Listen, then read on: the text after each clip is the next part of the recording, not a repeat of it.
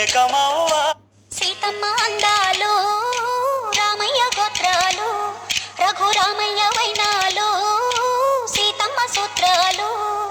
సీతమ్మ అందాలు రామయ్య గోత్రాలు రఘురామయ్య వైనాలు సీతమ్మ సూత్రాలు.